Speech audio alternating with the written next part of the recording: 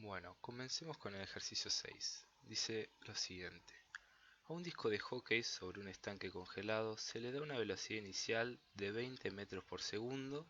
Si el disco siempre permanece sobre el hielo y se desliza 115 metros antes de llegar al reposo, A. Realice un diagrama de cuerpo libre del disco de hockey y B. Determine el coeficiente de fricción cinética entre el disco y el hielo. Bueno, bien. Para el punto A, que es realizar el diagrama de cuerpo libre del disco, vamos a esquematizarlo con un dibujo simple, donde tenemos nuestro disco apoyado sobre la superficie de hielo, y vamos a graficar acá las fuerzas que actúan sobre él, es decir, sobre el disco. Primero que nada, nos dicen que el disco comienza ya con una velocidad cero, una velocidad dada de 20 metros por segundo en el instante en el que nosotros lo vemos. Vamos a suponer que entonces esa velocidad es hacia acá, hacia la derecha. Va a surgir una fuerza como respuesta a esta velocidad, a este movimiento, oponiéndose al mismo, que se conoce como fuerza de fricción, la cual tiene el sentido opuesto al desplazamiento del disco, o sea, va a apuntar hacia atrás.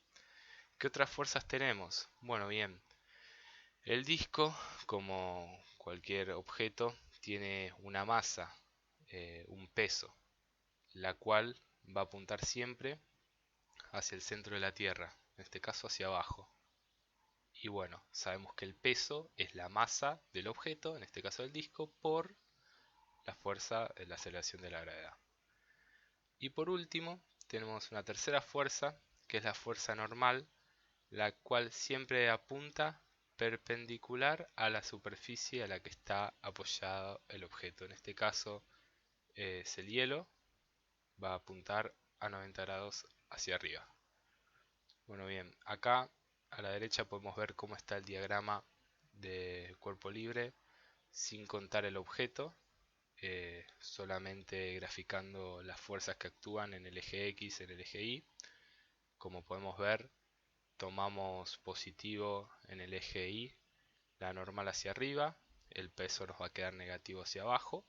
Y en el eje X, la única fuerza que tenemos es la fuerza de fricción, la cual apunta para los negativos, entonces va a ser negativa. Bueno, la fuerza de fricción se calcula como el coeficiente de rozamiento multiplicado por la normal, es decir, vamos a tener que saber cuánto vale esta fuerza y vamos a tener que averiguar cuál es el coeficiente de rozamiento del hielo, que es lo que nos piden en el punto 2. Bueno, para eso vamos a utilizar la segunda ley de Newton, que dice que la sumatoria de todas las fuerzas es igual a la masa por la aceleración. Ahora bien, esto para el eje X, es decir, para las fuerzas que se encuentran en el eje X, que en este caso es solamente la fricción, y para las fuerzas que se encuentran en el eje Y, ahora sí una sumatoria de la normal y del peso.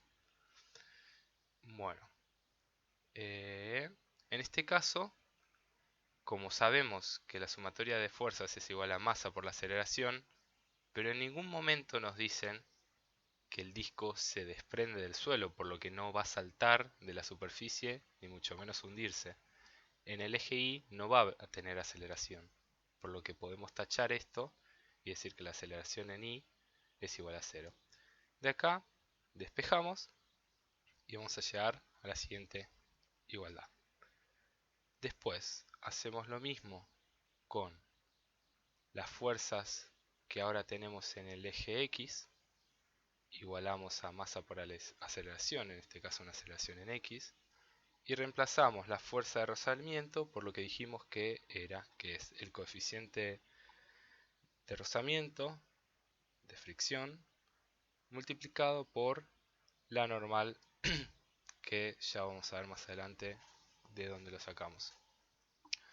Acá podemos reemplazar, habíamos llegado que la normal es igual al peso, y el peso a su vez es masa por la gravedad.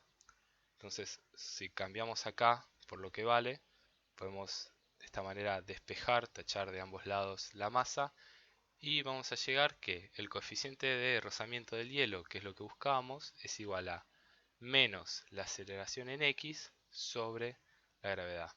Sabemos que la gravedad es 9,8 metros sobre segundos y ahora nos falta averiguar cuál es la aceleración en x. Para eso vamos a usar las ecuaciones de movimiento rectilíneo uniformemente variado. No conocemos los tiempos, es por eso que vamos a utilizar esta ecuación, la cual no depende de esa variable y nos va a permitir resolver con los datos que tenemos. Bueno, reemplazamos con las velocidades iniciales y finales, que son datos del problema, y vamos a llegar a que, bueno, la aceleración es igual a 1,74 metros sobre segundos cuadrados. Reemplazamos en la ecuación, menos con menos se me va, y las unidades también. El coeficiente de rozamiento, en este caso del hielo, porque según determinada superficie puede ser distinto, mayor o menor, no posee unidades y es simplemente un parámetro para nosotros darnos cuenta de cuál o qué tan fuerte va a ser esta fuerza que se opone al movimiento de nuestro objeto.